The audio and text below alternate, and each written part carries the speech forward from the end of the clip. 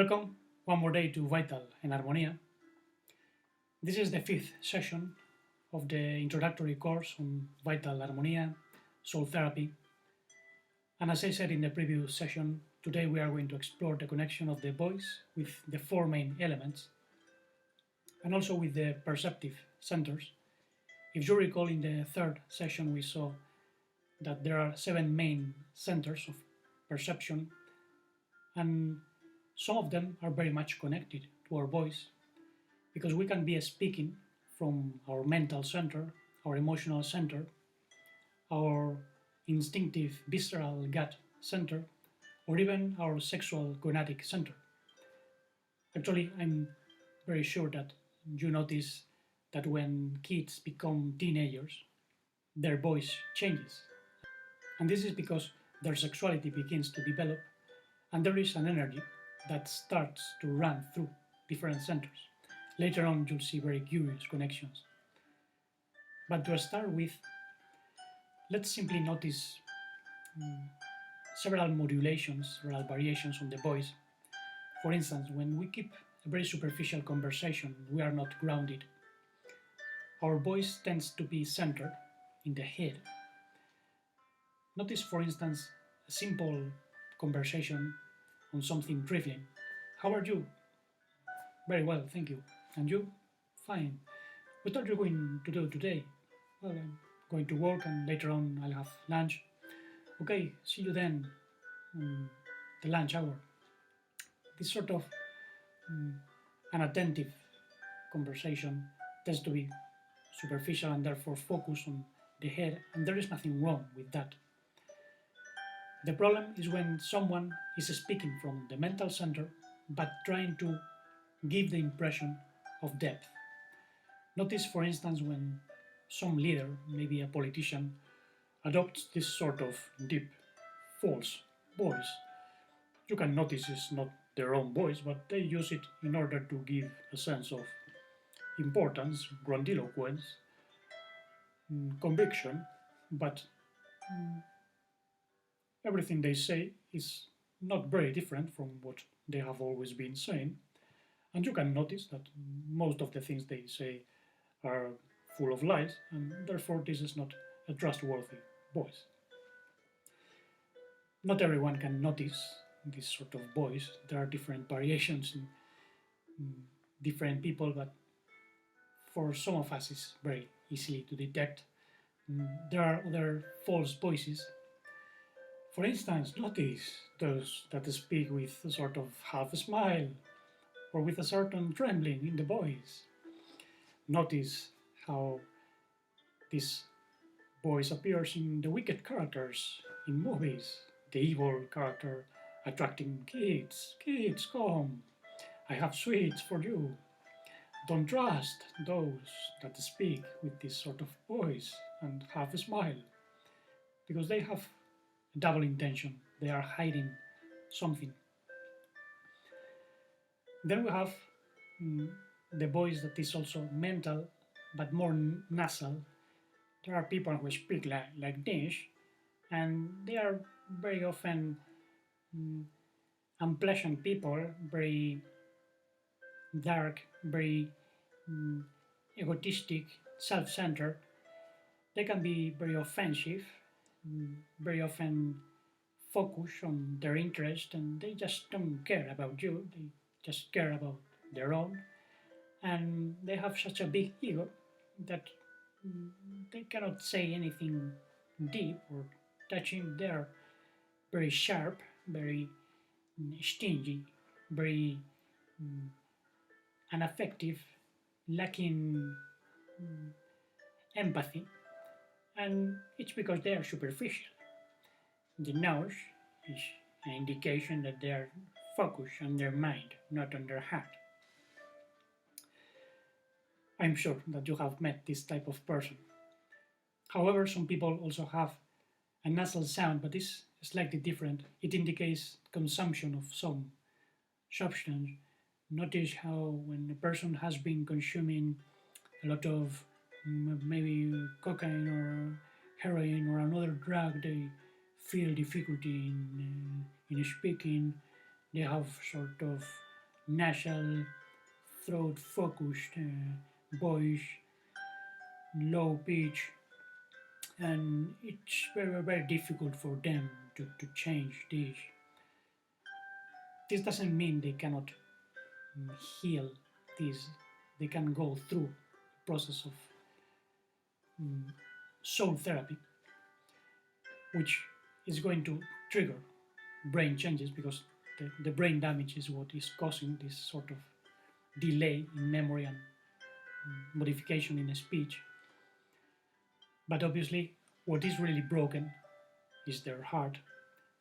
What leads to the consumption of drugs is the need for experiences, excitement, extreme pleasures due to a lack of connection with the expansion and natural blissfulness of the soul. Doctors, psychotherapists, or psychologists, neurologists in general say that the soul depends on the brain. The psyche is just an epiphenomenon, the result of chemical interactions, but this is not true. The soul comes first. Therefore, brain damage depends on soul damage, and therapy must be focused on the soul first, and the voice speaks about the soul.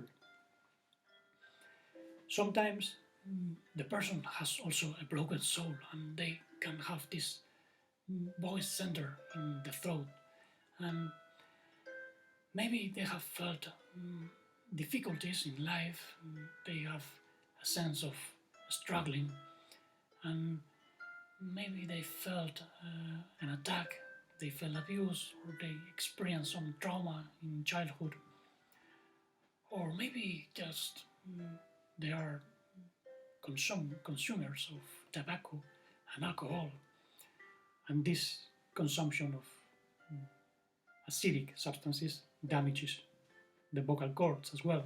Tobacco, alcohol, and other substances. And there can be some brain damages that trigger changes in the throat. For instance, I remember the case of my mom. A year before she passed away from a brain stroke, her voice changed completely and it became more throat focused, like harsh, a little bit harsh, and this is due to a modification in the speaking apparatus due to certain connections in the brain. I think it was due to what doctors called inherited blood clotting in the brain, which can be congenital, inherited from generation to generation. And it's true that my mother used to smoke, but that didn't change her voice very much. I think she began to experience this voice change when the blood clotting began to be more manifested in her brain, but that was missed, somehow bypassed. So a very good sign to detect a possible brain stroke is a change in the voice. Some digestive issues can also affect the voice. If the acidic refluxes damage the vocal cords, this can change the voice. So that the voice is always a mirror of our soul, our body. Now, we can also have a higher pitch voice when we are not sure about what we are saying. Maybe something took us by surprise. Notice that people speak like that when they are not sure. I'm exaggerating a little bit, but I'm sure you are getting the point. Some people are so shy that they speak pretty much from their head and they are not grounded and they are insecure. They feel threatened by others, they feel fear, and therefore their voice is childlike. In this case, there can be trauma, and therefore the voice is indicating some deep insecurity, fear, disconnection. Therefore, it's necessary to ground the voice through the awareness of the heart. So let's move a little bit downwards to the emotional center. Remember, there is an intuitive, emotional, higher vibration center which is connected to conscience.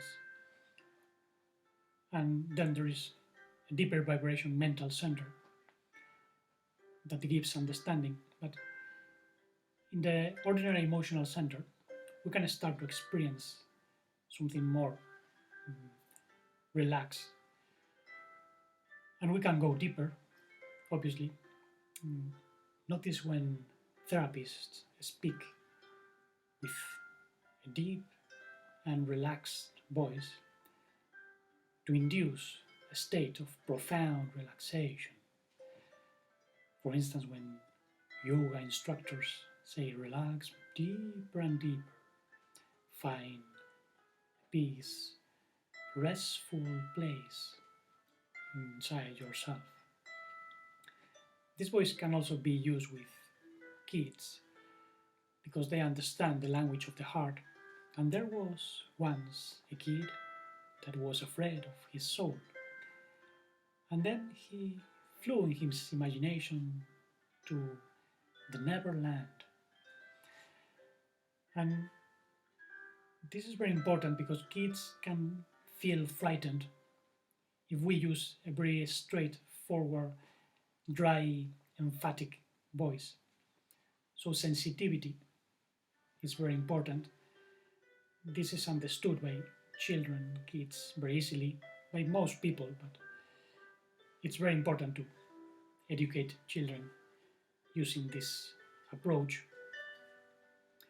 Obviously, sometimes the voice has to be more emphatic, but this is more connected to the visceral gut center.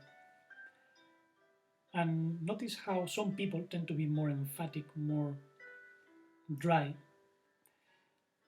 This is the case of melancholic temperaments. My case is very clear. We tend to be very sharp sometimes. We use our hands or our expression a lot because our nervous system is more activated than in other temperaments. So we tend to be more nervous, and this is mirrored on the voice. If we have not worked, our voice might be more superficial or more aggressive sometimes, even if we are not aggressive, but people might perceive it as aggressive, dry, and obviously this is something to work on. We have to calm down.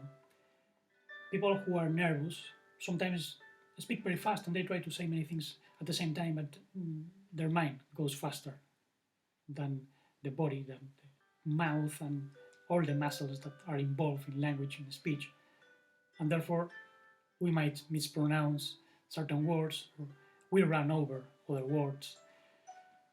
And this is very clear in people with melancholic temperament, but it can also take place in other people who experience some state of agitation.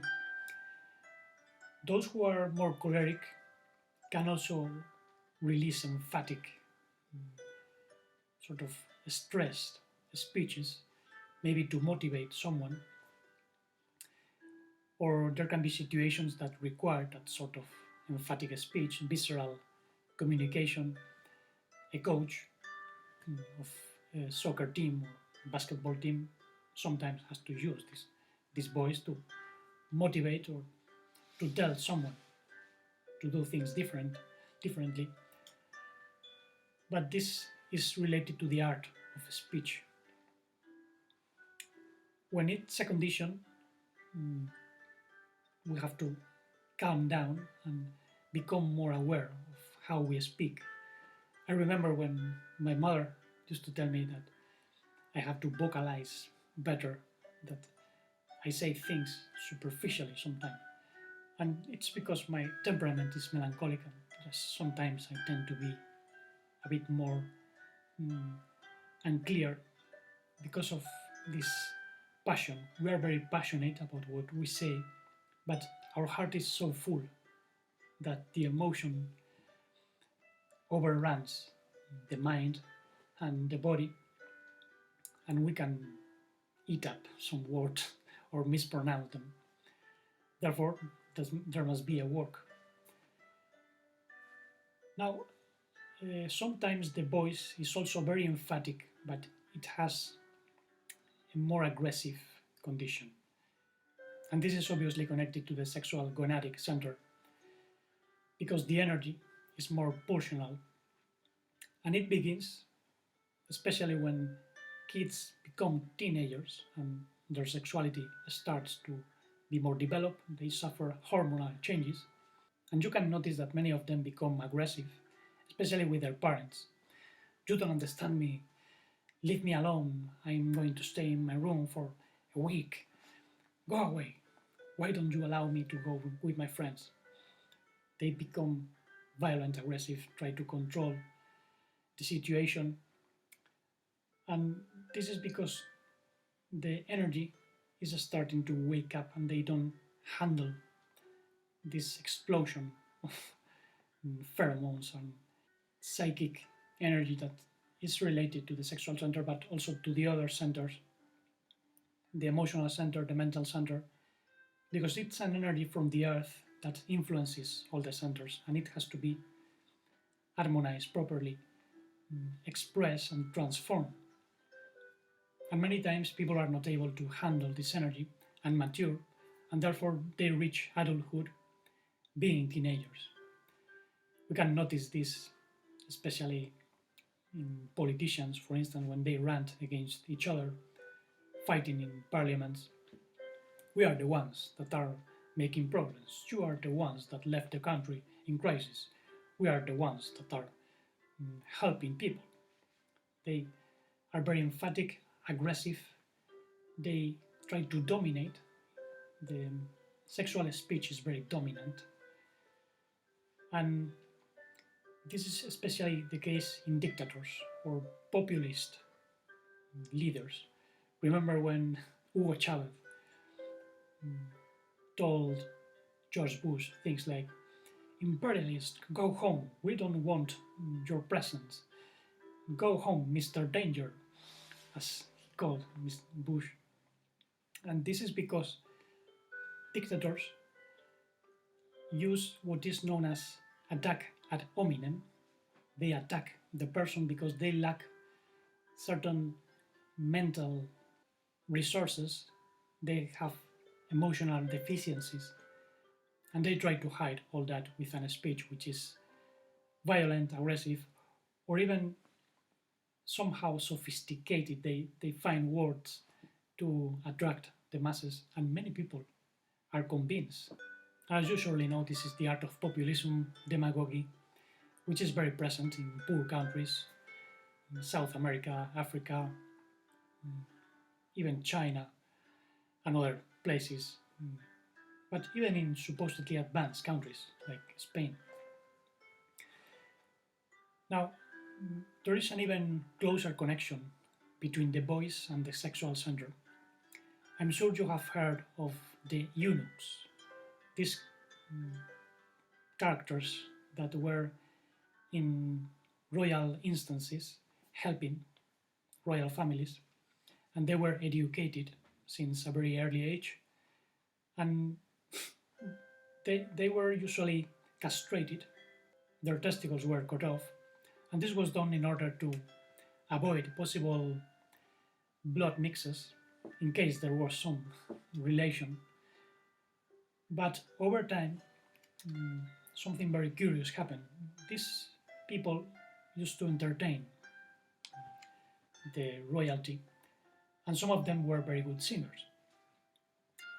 But when they reached adulthood, their voice remained as when they were kids or teenagers. Therefore, they were men, but their voice was like the voice of a soprano or mezzo soprano, which are feminine voices. And many years later, during the Renaissance in the 16th century, This became a sort of musical tradition. It began in Italy, if I'm not mistaken, and they were called castrati, those who are castrated, castrati singers. But in this case, it was done on purpose. Some kids had maybe a talent for singing, and someone decided that they had to be castrated, something which is an aberration because, first of all, kids do not have the capacity to make that decision on their own. And secondly, even if someone decided to cut off their own testicles in order to have a female voice, is something crazy, at least. But as we live in a madhouse, anything can happen. The soul of humanity is completely broken, and these things are part of the conditions of this planet. But anyway, sometimes some people experience hormonal deficiencies. There might be an atrophy in their organs, and in these cases, they also experience modifications in the voice, and these are known as natural castrati or endocrinological castrati, and they also have this higher pitch voice. And nowadays, we can listen to some cases. The most famous probably is Radu Marian, who is a soprano male singer. You can listen to him in YouTube.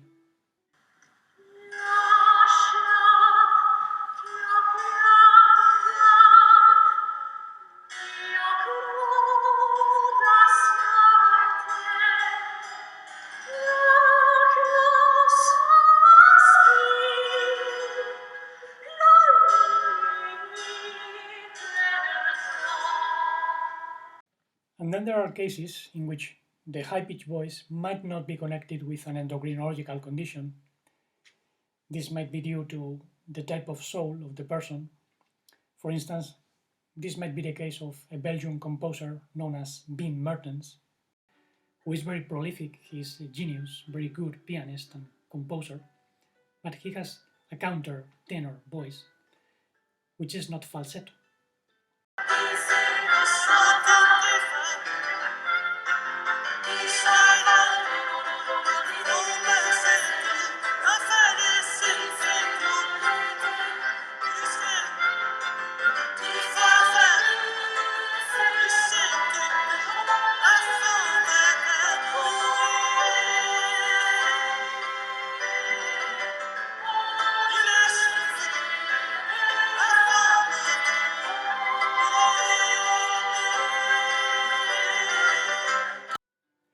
And most of us, in order to reach those high registers, have to modify the voice and perform what is known as falsetto.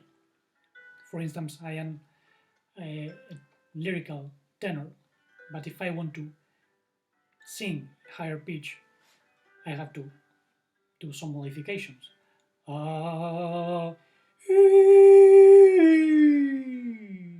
You just see there is a change that can be noticed because it's not my natural voice.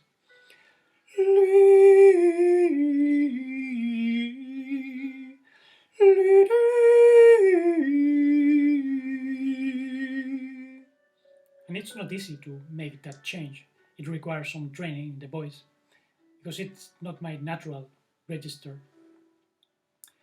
Now, something similar happens with lower voices.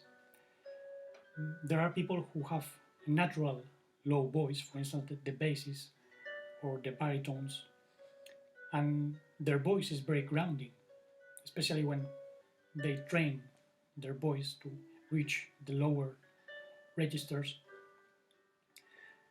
And those of us who have a tenor voice can also reach down to deeper tones, and it's very grounding, it's connected to the earth, and very relaxing when we use for singing this voice. Oh, oh, oh, oh, oh,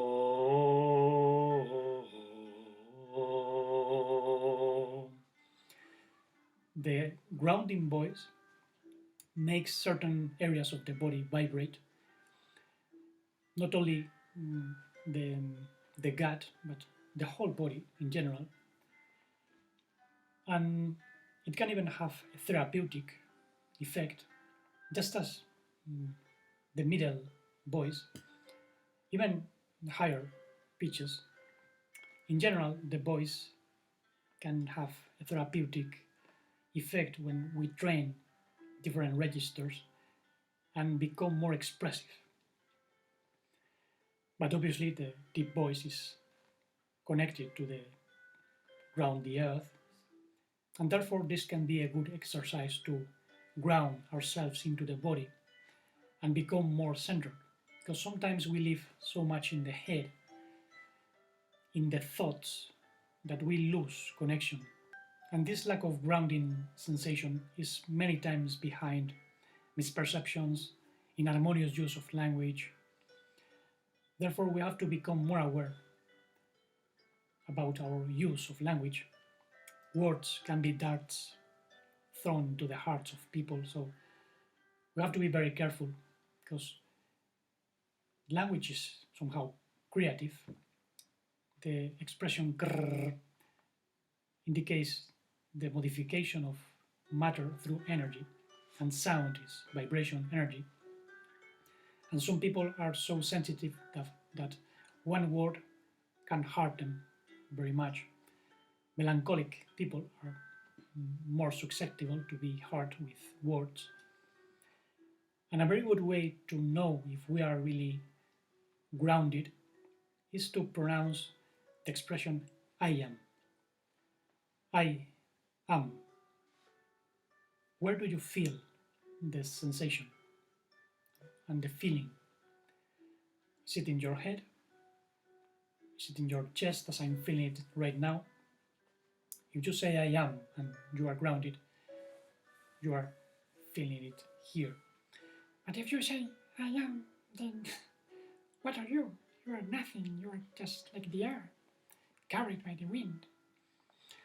And this indicates lack of groundedness, but sometimes people try to become grounded with a very strong voice, and they say, I am the best, I am better than you, I am right, you are wrong.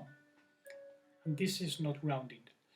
This is violence coming from the gonad. This is an over-dominant voice, which indicates some sort of psychological deficiency, emotional deficiency.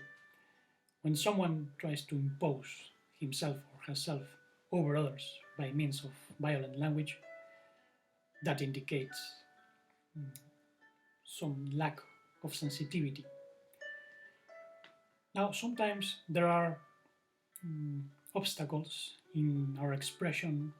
Some people come with certain shadows in this regard, and this is because we are meant to become more expressive. Therefore, our original soul connects with a psyche or a fallen human soul that has those deficiencies.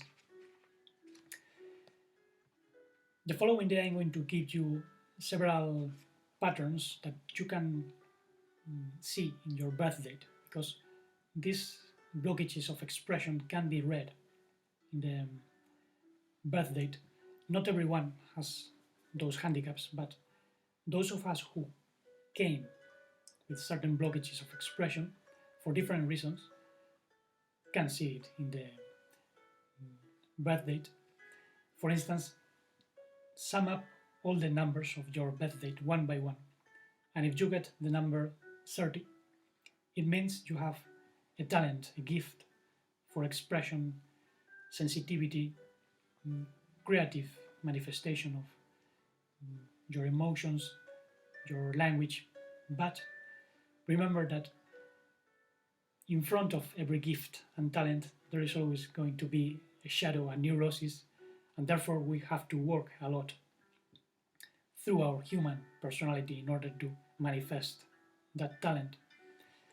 And it can take a lot of time. In my case, it was very useful to be a musician, to begin to sing. I also studied philosophy, therefore I began to learn to use my language in a more precise way. I also studied mm, psychotherapy based on Kabbalistic principles in an institute, and that helped me to localize certain neuroses and see their origin, their connection with my mind, my heart, my life mission. And over the years, I developed my own system, my own course. I teach harmonic psychotherapy, as I call it, collecting all the understanding that I came to have concerning the relations of language, mind, emotions, expression, vital mission. And to me, this has helped to overcome certain blockages. Down below in the Vital and Harmonia web, you have more information about all the assessment that I also offer. But the following day, you are going to have a more clear idea of what I'm speaking about. And for today, we have enough information. Thank you very much for listening. I left a summary of the previous session on the 4 temperaments in the blog themusicofwisdom.blogspot.com, or Song of Reality. Down below you have the link as well. Remember, I also have another channel called Enharmony. Down below you have the link. There I speak about the connection of many traditions, Hebrew wisdom, the tree of life.